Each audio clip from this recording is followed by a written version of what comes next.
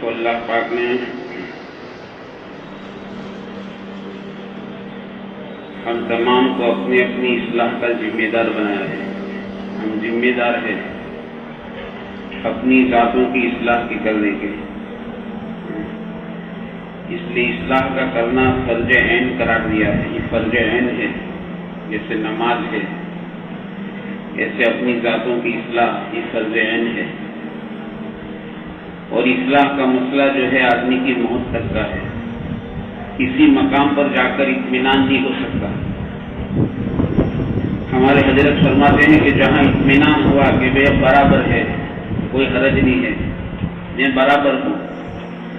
آدمی کی نظر اپنے کمالات پر جائے، اپنی خوبیوں پر جائے کہ میرے اندر تو یہ خوبی ہے، میرے اندر تو یہ کمال ہے، میرے اندر تو یہ اچھی چیز ہے. اپنے کمالات پر نظر، کہتے اپنے کمالات پر نظر یہ تو شیطان کا راستہ ہے. یہ اچھا راستہ نہیں ہے کہ آدمی کی نگاہ اپنی خوبیوں پر جائے، اپنی اچھائیوں پر جائے، اپنے کمالات پر جائے. یہ تو شیطان کا راستہ ہے اور یہ راستہ تو اللہ سے دور کرتا جائے گا. یہ راستہ ہلاکت کی طرف لے جائے گا. ہاں، دوسروں کی اچھائی پر نظر ہو ہماری، اپنی تو کوتاہیوں پر نظر، اپنی کوتاہیوں پر نظر ہو. یہ آدم علیہ السلام کا راستہ ہے. ظلمنا انفسنا، یا اللہ میں نے بہت بڑا ظلم کیا. تو اپنی کوتاہیوں پر نظر یہ تو آدم علیہ السلام کا راستہ ہے. یہ اللہ کے قریب کرتا جاتا ہے. اپنی کوتاہیوں پر نظر، اپنی کمیوں پر نظر، یہ راستہ آدم علیہ السلام کا ہے. اس سے یہ اللہ کے راضی ہونے کی علامت لکھی ہے. حافظ ابن حجر رحمۃ اللہ علیہ نے اللہ کے راضی ہونے کی 3 علامتیں لکھی ہے. اس لیے کہ اللہ کا راضی ہونا سب سے بڑی نعمت ہے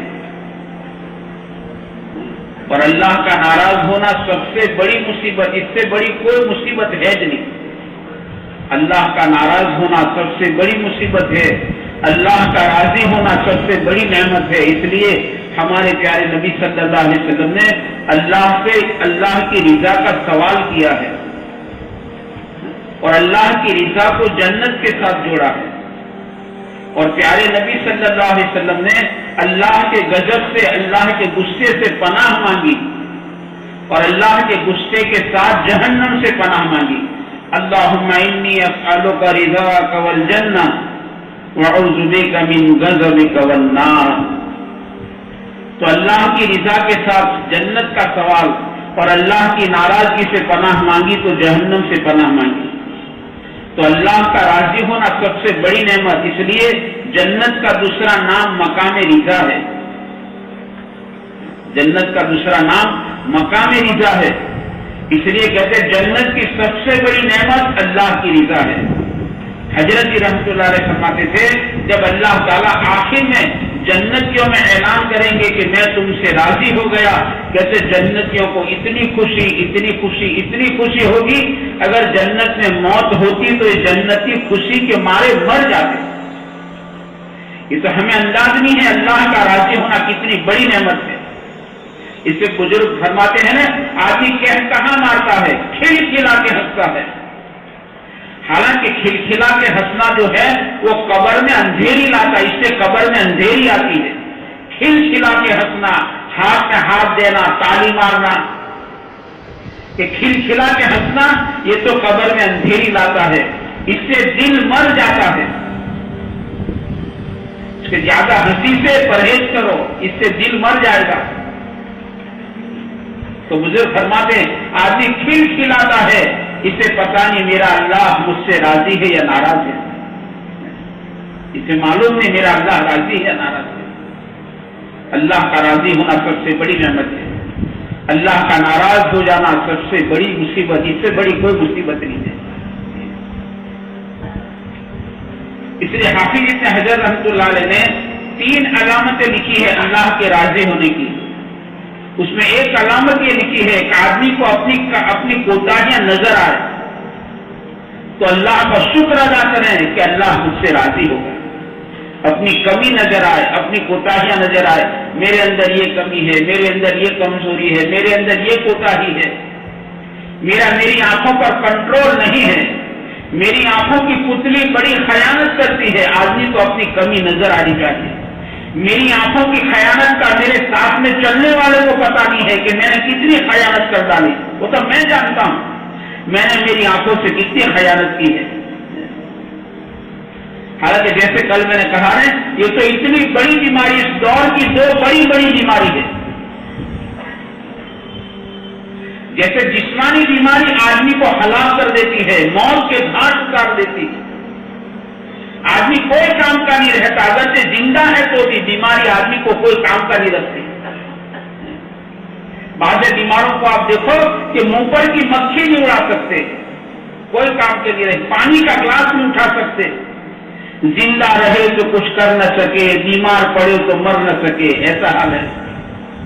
تو جیسے جسمانی بیماریاں آدمی کی زندگی خراب کر دیتی ہے، آدمی کی زندگی نیرس، اس میں کوئی رس نہیں، نیرس کر دیتی ہے، بے لذت کر دیتی ہے، ایسے روحانی بیماریاں جو ہے اندر کی، آدمی کی آخرت کو خراب کر دیتی ہے، آدمی کی آخرت کو برباد کر دیتی ہے۔ اندر کی روحانی بیماریاں آدمی کی آخرت کو برباد کر دیتی ہے، اسے جنت سے بھٹکا دیتی ہے اور اسے جہنم کے قریب کر دیتی ہے۔ روحانی بیماریاں، اس سے جیسے میں نے کل کہا، آدمی کو اپنی روحانی بیماریوں کا زیادہ فکر کرنا چاہیے اور اپنی روحانی بیماریوں کا بہت جلدی علاج کرنا چاہیے۔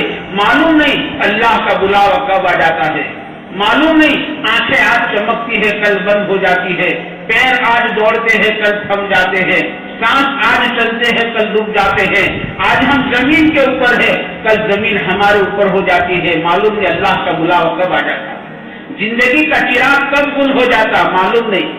اللہ کے سچے نبی فرماتے ہیں اور قسم کھا کر فرماتے ہیں، قسم اس پاک ذات کی جس کے قبضے میں میری جان ہے، مجھے آنکھ کی پل جھپکنے تک میری زندگی کا بھروسہ نہیں ہے۔ موت کو اتنا مستحضر ہے پیارے آقا کو، موت اتنی مستحضر ہے، اللہ معاف کرے ہم موت سے غافل ہوتے جا رہے ہیں۔ یہ دنیا کی زیب و زینت اور یہ دنیا کی چمک دھمک اور دنیا کی رنگریزیاں اتنا مدہوش کرتی جاتی ہے، آپ ایمانداری سے بتاؤ، ہفتوں گزر جاتے، مہینوں گزر جاتے، آدمی کو اپنی موت یاد نہیں آتی ہے۔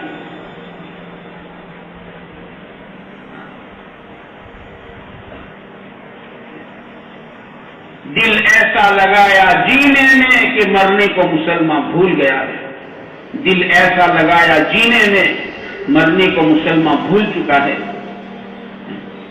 حالانکہ بڑے صوفیہ کے وہاں اسلام کا ایک طریقہ تھا، موت کی یاد، الموت، موت کی یاد۔ پوچھا یا نبی اللہ، دلوں کو بھی زنگ لگ جاتا؟ کہا دلوں کو بھی زنگ لگ جاتا ہے، جیسے لوہے کو زنگ لگ جاتا، کانٹ لگ جاتا، ایسے دلوں کو زنگ لگ جاتا ہے۔ آدمی گناہ کرتا ہے، ماحول کی گندگی، گناہ، بدنظری،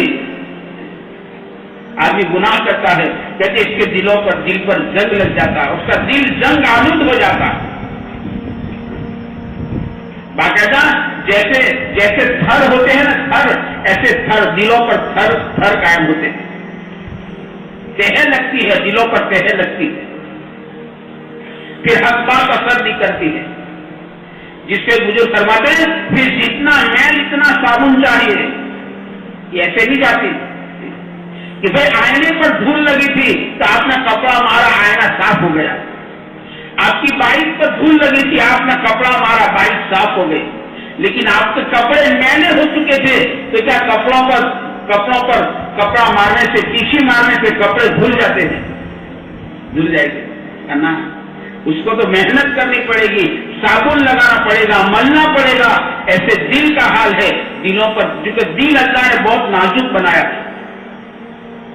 آنکھ کو اللہ نے کتنی نازک بنائی کہ آنکھ میں معمولی تنکا گر جاتا ہے، آدمی کی آنکھ لال لال ہو جاتی ہے، آدمی کو بے قرار کر دیتی، اس کو چین نہیں آتا کہ آنکھ میں معمولی تنکا گر گیا، آدمی بے قرار ہو جاتا، جہاں تک نکلتا نہیں یہ بے قرار رہتا ہے، آنکھ پر ورم آ جاتا، آنکھ لال ہو جاتی۔ جیسے دل جو ہے نا، دل آنکھ سے بھی زیادہ نازک اللہ نے بنایا ہے، یہ دل آنکھ سے بھی زیادہ نازک ہے۔ کہ دل کے برکت کی حفاظت کرو، یہ اللہ کی امانت ہے۔ اس اللہ پاک نے صاف دل لے کر بلایا ہے کہ اللہ کی امانت ہے۔ ہمارے حضرت فرماتے ہیں کہ قیامت کے دن جب کہ آدمی کو کوئی کام نہیں آئے گا، کوئی نہ ماں باپ کام آئے گے، نہ بیوی کام آئے گی، نہ بھائی کام آئے گا، کوئی کام نہیں آئے گا، وہ قیامت کے دن آدمی کو اپنا قلب کام آئے گا، اگرچہ قلب سلیم ہو تو، قلب منیب ہو، یہ قلب نیروگا ہو، نیروگا قلب سلیم کے معنی شیخ الہند رحمۃ اللہ علیہ فرماتے ہیں کہ نیروگا دل، یہ دل تمام روگوں سے پاک ہو۔